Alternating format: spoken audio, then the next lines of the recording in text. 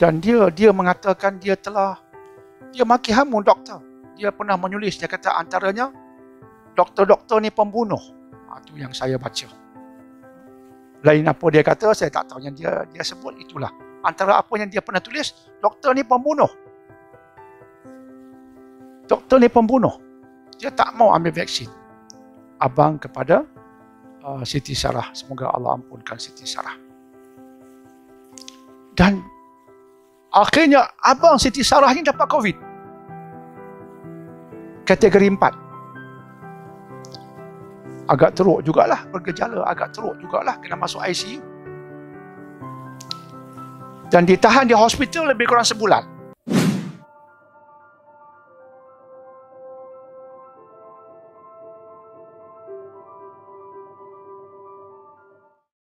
Antara kaedah digunakan kaedah ini.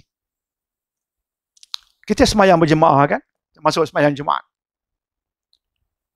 Ikut dalil nas, semayang berjemaah, kaki bertemu kaki.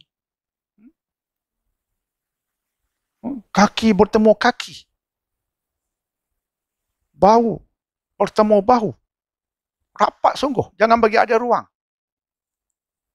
Jangan bagi ada ruang. Sunnah yang penting tu bagi solat berjemaah. Tapi sekarang, waduh, ruangnya 1 meter. Disuruh kita buat penjarakan seperti itu pula. Tu imam peringatkan, tuan-tuan, jaga penjarakan fizikal kita, tuan-tuan. Tu imam pula suruh.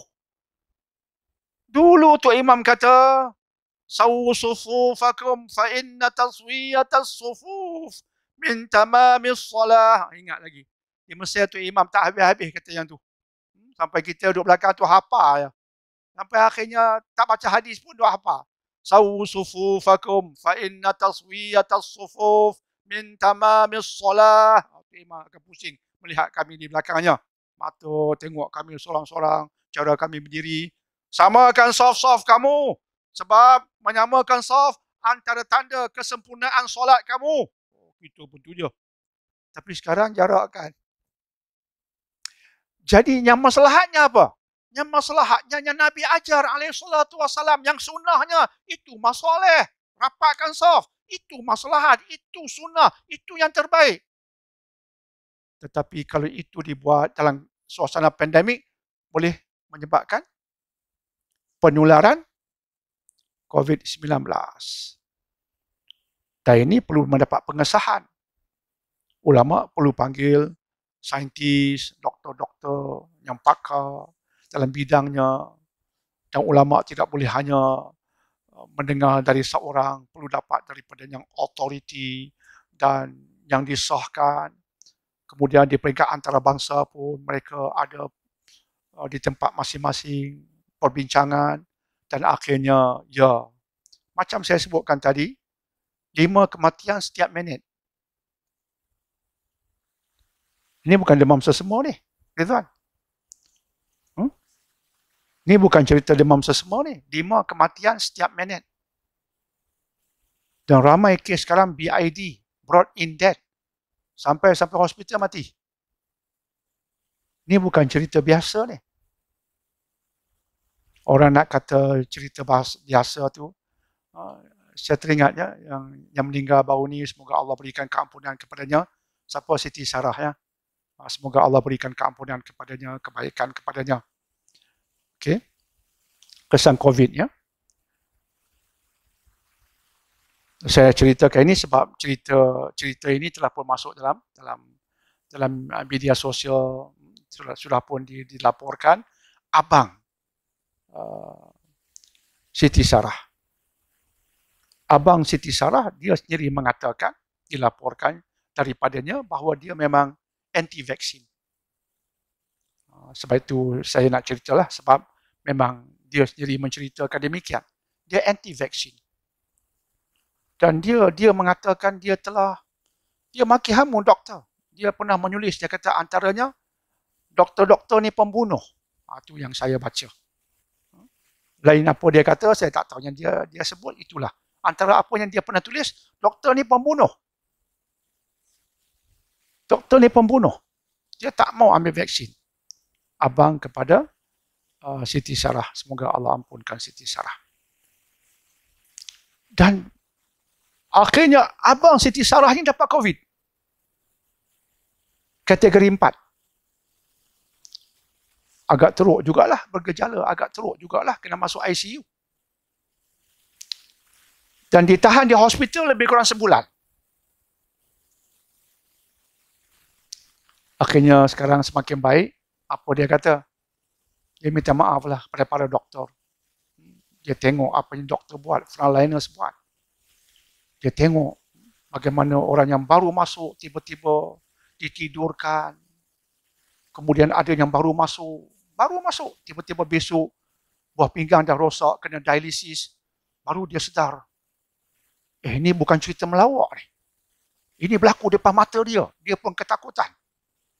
Dan akhirnya dia tulis, COVID is real. COVID is real. Penyakit COVID ni, ini betul-betul COVID lah, memang pandemik betul. Dan dia mengatakan selepas ini dia memang bersedia untuk ambil vaksin. Jadi vaksin, nak ambil vaksin, COVID is real.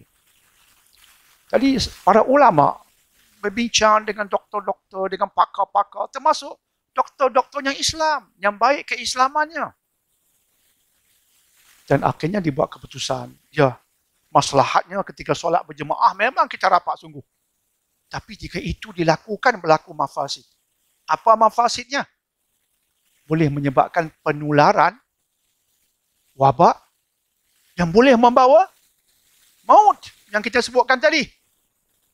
5 kematian setiap minit di peringkat global sekarang dengan penularan varian Delta pula sekarang ini. Jadi mengambil kira itulah akhirnya dua ini. Nak ikut sunnah, merapatkan saf, ataupun nak lakukan penjarakan fizikal supaya terhindar mafasid, kerosakan, iaitu penularan penyakit yang boleh membawa maut. Maka kaedah Islam tadi yang kita sebutkan, kaedah fiqh tadi mengatakan, jangan kita dahulukan mengambil maslahat. Artinya sunnah tadi jangan didahulukan. Berhadapan dengan mafasid, kerosakan yang boleh membawa maut, dahulukan menolak kemudaratan. Maka untuk mendahulukan menolak kemudaratan artinya dahulukan penjarakan fizikal. Sebab itulah yang akan menghasilkan penolakan terhadap kemudaratan. Masoleh kemudian. Sunnah itu masoleh kemudian. Dahulukan menolak kemudaratan. Maka oleh sebab kita dahulukan menolak kemudaratan, artinya menolak penularan didahulukan, maka penjarakan fizikal itulah amalan yang didahulukan. Itu yang berlaku sekarang. Sebab itu doktor dia tak pernah menentang pendapat ulama mufti. Saya tak pernah menentang. Pernah saya menentang. Dia dengar ceramah saya, pernah saya menentang itu. Apalah ulama? Sunnah Nabi. Para ulama tak kisah. Tak pernah kan? Doktor dia tak pernah menentang. Pernah dengar saya menentang? Tak pernah. Saya tak menentang. Sebab kita para ulama memahami sinarionya. Dan kita sama-sama belajar kaedah fiqh. Agama bukan sekadar hukum. Sunnah. Ya, sunnah. Kita angkat. Tapi yang sunnahnya bukan sekadar sunnah. Kadang-kadang Islam mengajar kita kaedah yang menyebabkan sunnah ini kita kemudiankan. Itu juga sunnah. Yang menyebabkan ada sunnah yang kita tak paksa kemudiankan. Itu juga ajaran sunnah. Ini kita angkat daripada Quran, daripada Al-Quran terus. Yang menghasilkan kaedah tadi. Sahabat nak buat maki hamun Tuhan-Tuhan mereka untuk menampakkan dia bukan Tuhan. Maslahat sungguh. Tapi Allah kata no. Sebab hasilnya kemudaratan, dahulukan menolak kemudaratan. Ini dia Islam. Nak belajar Islam, ini dia. Kena belajar dia punya